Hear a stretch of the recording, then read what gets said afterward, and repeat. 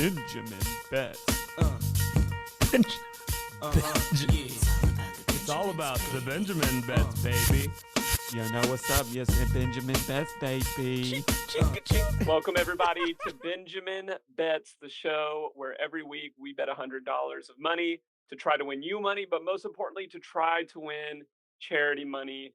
And unfortunately, this year for little Timmy, there wasn't anything to give because of our declining bets into the month of November and December. But as I'm about to tell you, my co-host Corey, Yeah. we're gonna use that to our advantage. We're gonna use that to our advantage this week. Oh, okay. I am very curious. You mentioned this on my way in, and I don't know what you're talking about yet. So I'm a little terrified, but I'm excited. So what we're gonna do this week. I don't even want to review last week. I don't want to talk about last week. Sure. If you listened last week and bet with us last week, like us, you did not do well. You did very poorly. So we're gonna switch some things up as I think we should. But here's what I want to say, Corey, is even the Philadelphia Eagles are in the playoffs right now, and that's kind of how I view our betting season is. Great returns, 10 games, and then just a bad collapse. But we're still here. We are still here. So that's true. Here's what's gonna happen. Okay. Here's what's gonna happen. There is a very famous episode of a great show called Seinfeld. Are you familiar with this show? I've heard of it. Well, in the episode, one of the great main characters, George, is telling him that he can't do anything right. That every decision that he makes is the wrong decision. And Jerry kind of jokingly says to him, well, if every decision you make is the wrong decision, then what must be true is you must do the opposite. And that would make you do the right thing. And George kind of has this existential moment and says, you're right. And we are going to apply that principle today, Corey. So here's what's happening today. Okay. Here's what's happening today. There will be a 16 parlay by the end of our show today. We're going to go through our normal process that we've been going through the last couple of weeks. Okay. You say what I want, I say what you. But here's what happened. If we agree on something, let's say looking at the first game, Cleveland going to Houston, if we say, man, we're being honest, we're not messing with the system. We both say, yeah, Texans -2 or +2. We agree on that. Then we're taking Cleveland -2 in the bet. Okay, I got you. And we're going to go against every inclination we have this week. But okay, and I'm for this. We do need to change up the juju a little bit, but we've never gone 0-6, have we? Right. No, we haven't. And that's what makes this interesting because I think some people are still betting parts of our bets, Sure, but not all of our bets. Yeah. So, and I just think it would be hilarious if we hit the parlay betting the complete opposite. Okay. All right. I'm with you. I'm going to try my best to not overanalyze or reverse psychology, the psychology. Don't reverse. I've looked through the 6 games. I have my honest thoughts on them that I'm going to tell you. Okay. And then we will go from there. If we both agree, we'll take the opposite. If not, we'll have a debate. There'll be a little give and take. Okay. And then we will come out with a lovely thing of this. But we are channeling Okay. our inner opposite George Costanza today. So let's go. I'm excited. Let's go Cleveland traveling to Houston, our very first game of the playoffs. What are you looking at this game? If I were to make a wager on this the way that I would make a wager, I think it's Cleveland -2. I think they clearly are the favorite team going into this. They're on the road. We get it. Houston, great season. I would say they've completely overachieved, and they're probably very happy with making the playoffs, and that would be fine for them. Rookie quarterback going up against a great defense. Not sure if Flacco, trust him, not trust him, whatever. Give me Cleveland -2 at Houston. I am in a complete agreement with you, 100%, which means we are taking the Texans +2 in our first game of the week. I 100% think Cleveland is going to win this game. I think that defense is way better. I totally believe that's going to happen. So we're going to take the Texans +2 in the first one. Oh my gosh, that is too good. Oh my gosh. Miami going to the Chiefs. Okay. I'll start here. I have zero faith in Miami. zero. As a Dolphins fan, I have zero faith Okay. in Miami. The injuries from last week, like Yeah. our defense is beat up. It'd be great if Mostert and Waddle play. But I have zero faith that this tropical team is going to go play at Arrowhead and do anything. Tyreek might even start lining up for Mahomes again and catching balls for the Chiefs. So I can't even believe this line is 4.5. It must be only because the Chiefs, but I would take Chiefs minus 4.5 in a heartbeat. I'd take Chiefs minus 14.5 in a heartbeat Well, in real life. is Mostert not playing and Waddle? Like, has that been said? Like, are they out of this game? I'm just saying that I don't know, and I don't think it matters. I really don't think it matters. I'm trying not to reverse psychology it. I just am not a believer in the Chiefs, and I don't think they're going to. I think they're broken, and I see Miami as like playing they're playing possum, Jared, and I think they intentionally did this to themselves so that they could come into the playoffs and then be back to their old self. And I liked my Miami plus 4.5. I know I shouldn't have taken them against Baltimore, and that was a just blowout. So, but I was That's honestly leaning towards That is them. okay. How does this work? How does it work? No, I've planned for this, and now I'm ready. So now it transfers to the over. Okay? We're just gonna go down the line, and you have to be very honest about what you really think of the over under. My mindset is as cold as it's gonna be in this game, with Chiefs dropping balls, with as good as the Chiefs defense is against I truly think this is an under game. Under 44.5 game. I think this is a gross game. I really do. So okay, you get Tua through the entire year. That was always what they said. Miami's held back because Tua gets hurt. They go to this playoff game. He's been healthy all year. Let's say it is under 44.5 and the Dolphins lose. What is their recourse? Like, what does Miami have going into the offseason to feel good about next year? Like, oh, our defense got banged up, so maybe they'll stay healthy. Like, what is the positive spin on Miami? I hear Mike McDaniel's got a great modeling job. I think that's the positive. He's a hand model down there, and he's a hand model down there in Miami. Wasn't George Costanza a hand model? He has the hands. Okay, under 44.5 feels right to me. I think you're right. You know what that means? We're going over 44.5. That's what we're locking in for the Miami game. 44. That's how we roll. Okay. All my gosh. Pittsburgh going to Buffalo. And you can feel free to start anywhere, and then just know that if we can't agree over under, like if you start over under, then we transfer to I see what you're saying. Spread. I see what you're saying. Okay. Oh man, is Pittsburgh going to score? I think I like under 36.5. I don't know if Mason Rudolph has enough in him to win this in a blowout fashion. And I think both teams run the ball with Allen and Cook, and then you have Harris and Warren. I think, and this is probably a cold game too in Buffalo. This is probably a low scoring game. I would say give me like 21-10 Buffalo or something. I agree with you, which means there must be points in Buffalo over 36.5. That's exactly what's happening. All right, that gets us out of the AFC. And now we have a frequent playoff matchup as we transition into our afternoon games. Green Bay taking the show on the road to Dallas and the very hot Dallas Cowboys. I will start here.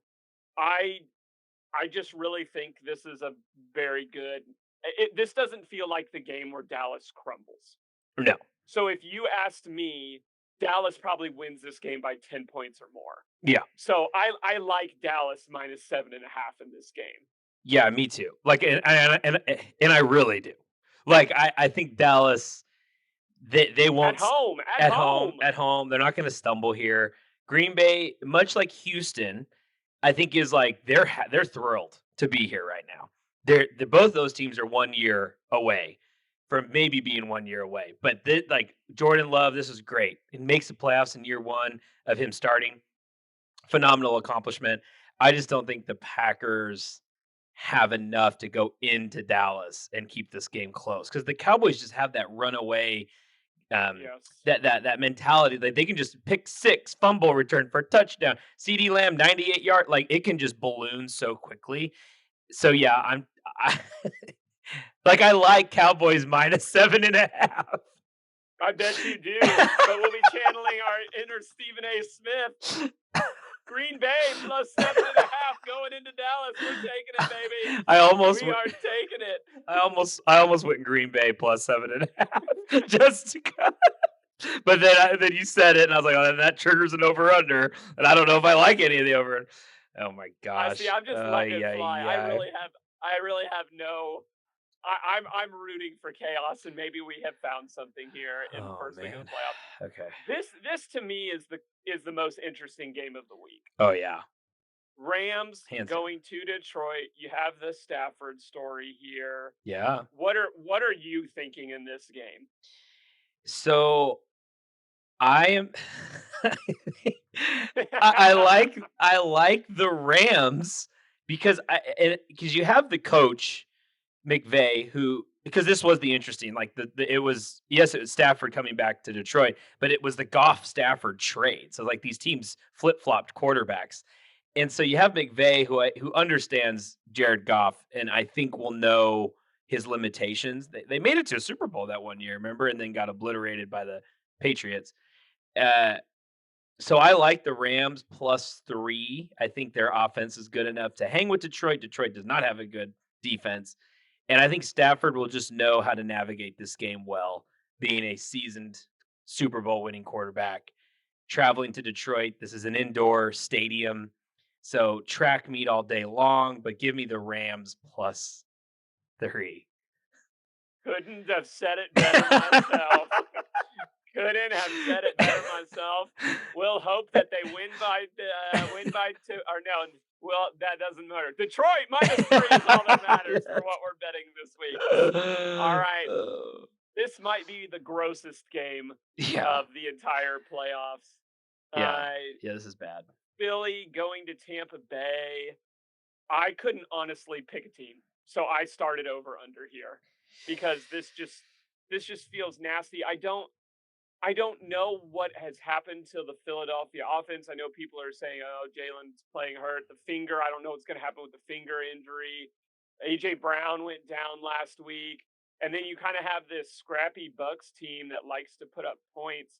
But I just don't.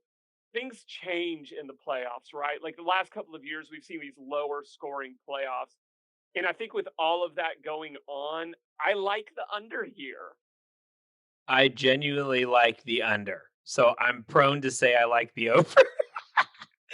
But I like the over. 43.5.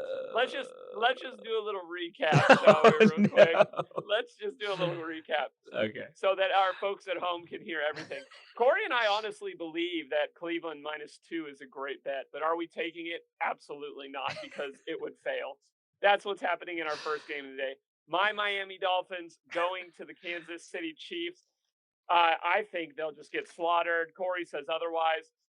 It's going to be cold as all balls there. I'll be surprised if there's 25 points in this game. It doesn't matter. Over 44.5. Easy money. Easy money for all you fans out there.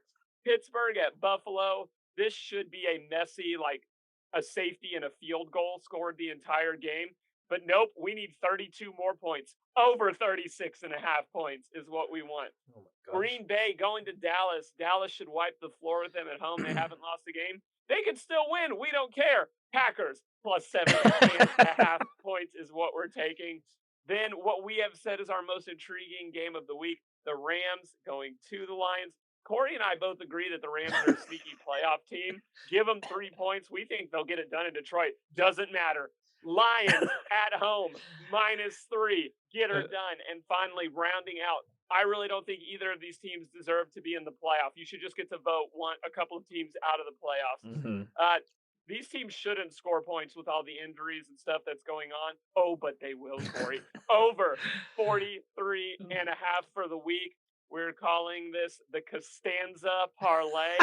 Mark it down, January 11th, 2024. This Oh. could be the one that takes us all the way, Corey. Well, if we hit this, does that mean like George will come on the pod? Maybe he comes on next time. I think so. I think we reach out to Jason Alexander Yeah. if this works and see if he'll come on and talk about that with us. If Jason Alexander and Wayne Knight both came on the pod and gave their picks for next year's futures for the NFL season, I would wet my pants. That'd be great. It would be amazing. It would be amazing. But Oh, man. we realize that a lot of our listeners are probably listening to this in their car because their home is gone.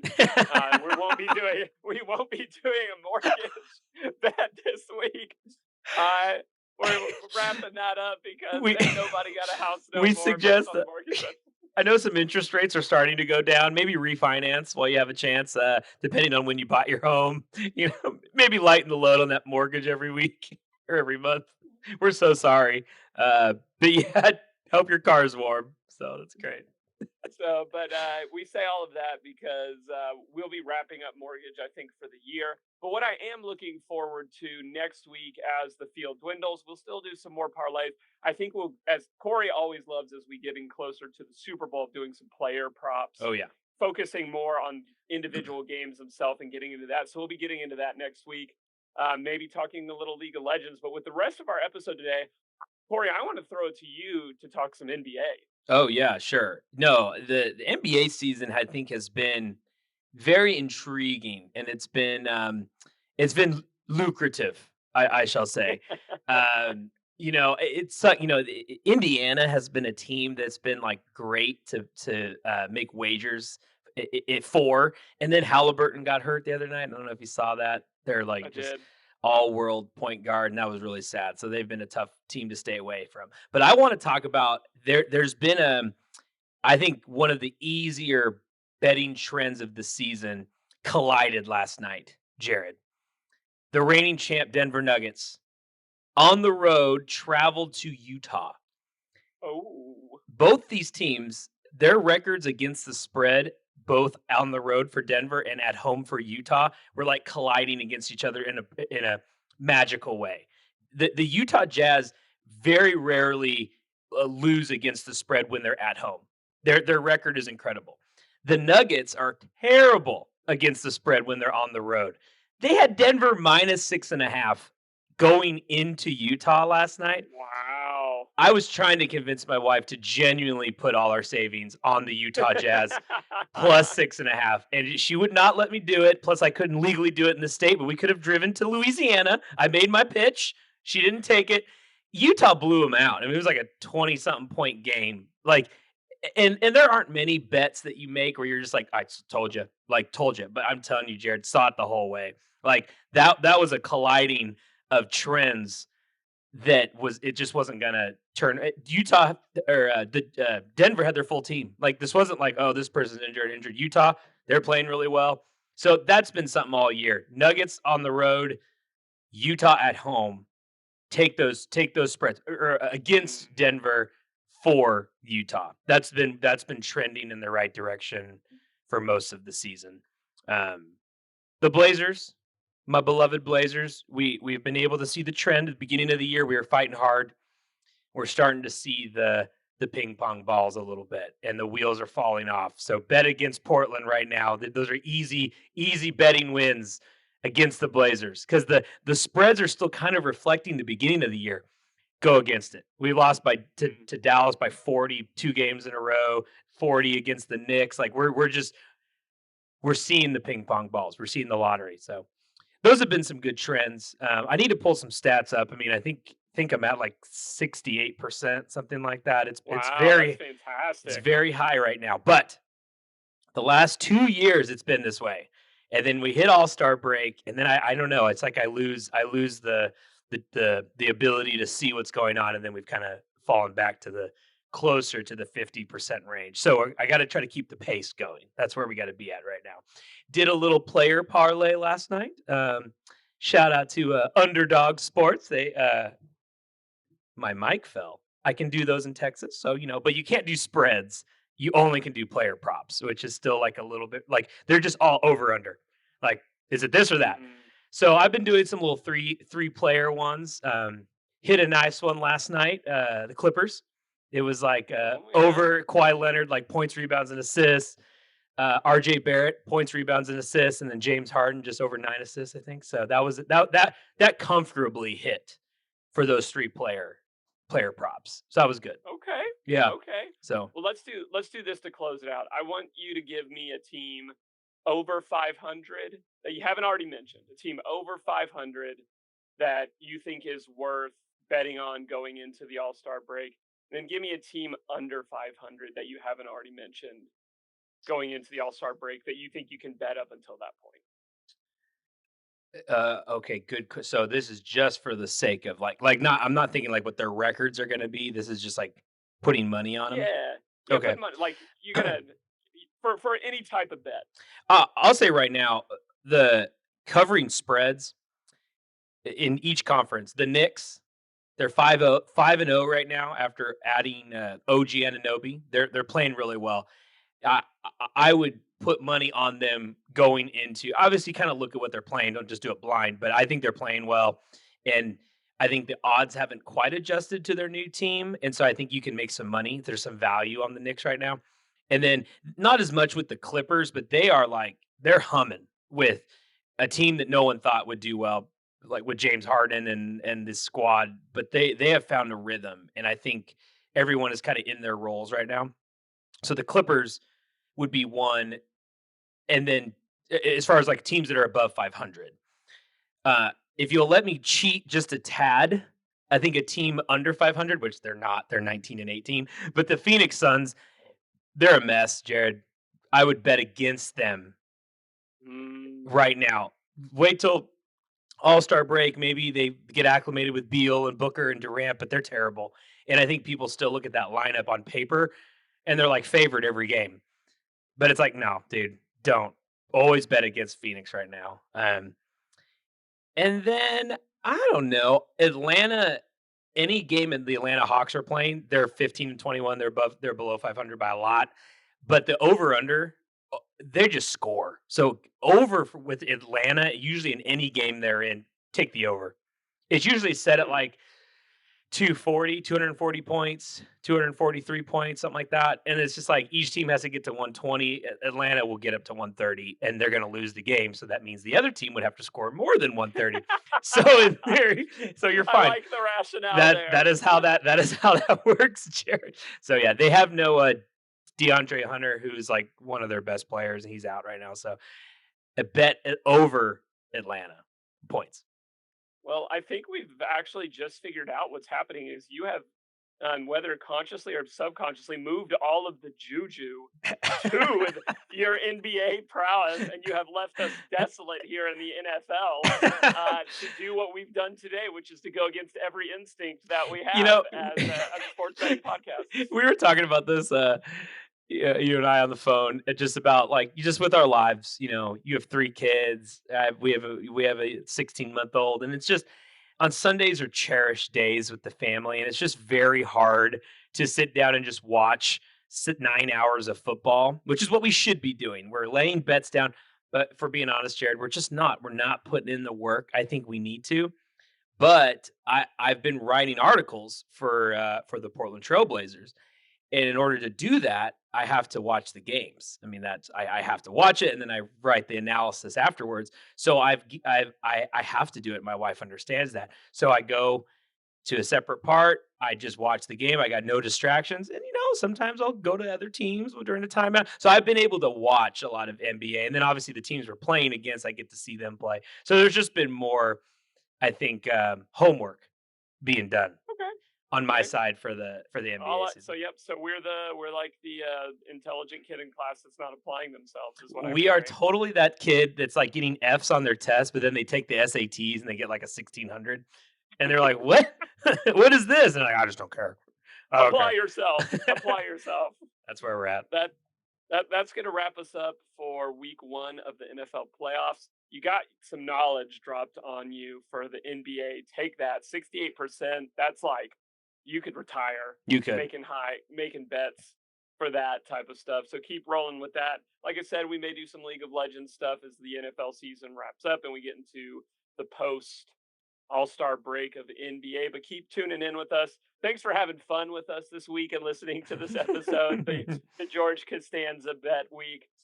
We like to have some fun with this when things aren't going their way and we're hitting some bad breaks, and that's part of it. And we just want to roll with the punches. We do it, baby. No, it was a good idea, Jared. I think we did. We're all about changing it up because the definition of insanity is doing the same thing over and over again, expecting a different result. We're not that way. We're going to mix it up. We're not that We're people. mixing it up.